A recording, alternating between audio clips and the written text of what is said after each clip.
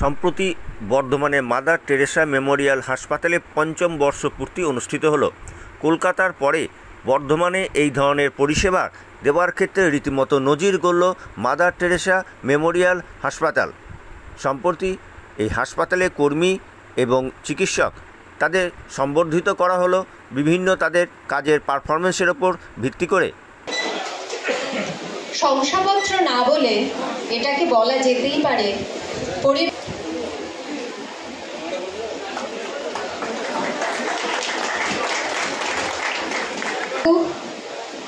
Doctor সপ্তর্ষি রায়কে বা সম্মাননা জ্ঞাপনের পালা।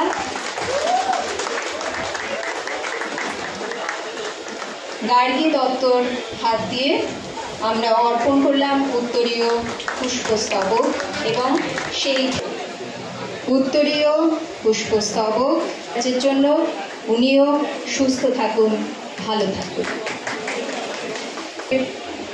পক্ষ থেকে সম্মাননা জ্ঞাপন, উত্তরীয় পুষ্পস্তবক এবং শংসাপত্র, যা আমাদের বাঙালি ঐতিহ্য এবং বাঙালি পরম্পরার ধারক এবং বাহক,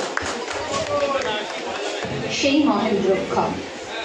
কারণ আমাদের কোনো শুভ কাজ, কোনো ধ্বংস করুক ইন্দ্র রাতে, দুঃসহ দুঃসায় যেন ধারক বাহক, এইকে যিনি ডিজাইন করে থাকুন তাকে ধন্যবাদ।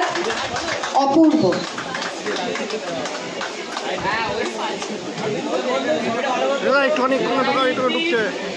2019 সালে 12ই মে চলার পথ শুরু করেছিলাম।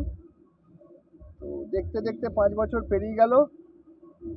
আমরা একটা ডেডিকেটেড কার্ডিয়াক হসপিটাল করতে পেরেছি। তার সঙ্গে আমাদের আছে হচ্ছে একটা ব্লাড ব্যাংক। আমরা সর্বদিক থেকে বাসীদের ক্রিটিক্যাল কেয়ার যে পেশেন্টস আছে যারা খুব সেন্সিটিভ, তাদের জন্যে অ্যাটপার কলকাতা পরিষেবার পরিকাঠামো রেডি করতে পেরেছি। এটা হচ্ছে আমাদের এই 5 বছরের অ্যাচিভমেন্ট। এখানে আপনার টোটাল আমাদের বেসিক ফোকাস হচ্ছে কার্ডিয়াক কেয়ারের ওপর। এছাড়া আমরা pulmonology, orthopaedics, general surgery, general medicine সব রকমই পরিষেবা দিয়ে থাকি।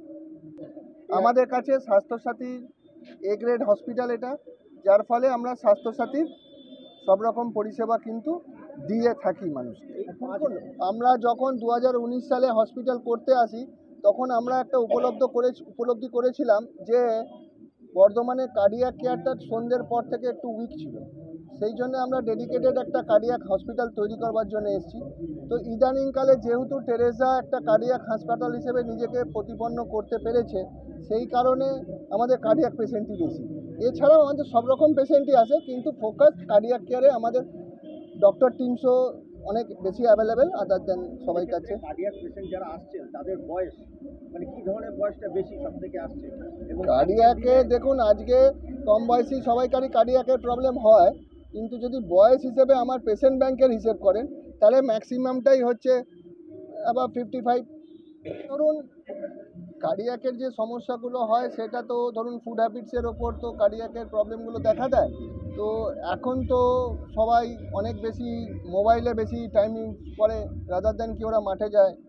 তো যুব সমাজ তো একরকম আছে, কিন্তু সেই এফেক্টটা যত না আছে, কিন্তু পেশেন্ট ব্যাংক হিসেবে যদি বলেন তাহলে কিন্তু আমরা 55 বছরের ঊর্ধ্বে যেসব পেশেন্ট আছে তাদেরই বেশি পাই। কারণ বলে মনে হয় মান্থলি ধরুন কার্ডিয়াক সার্জারি মানে ভালভ রিপ্লেসমেন্ট বা সিএবিজি বাইপাস সার্জারি যেটাকে বলে, সেটা আমরা অ্যাভারেজ 50 to 55 কেসেস করি। আর আমরা অ্যাঞ্জিওগ্রাফি, অ্যাঞ্জিওপ্লাস্টি, পেসমেকার, আইসিডি, সিআরটিডি এইগুলো মিলিয়ে আমরা প্রায় 250 প্রসিডিওর্স করি পার মান্থ ক্যাথ ল্যাবে।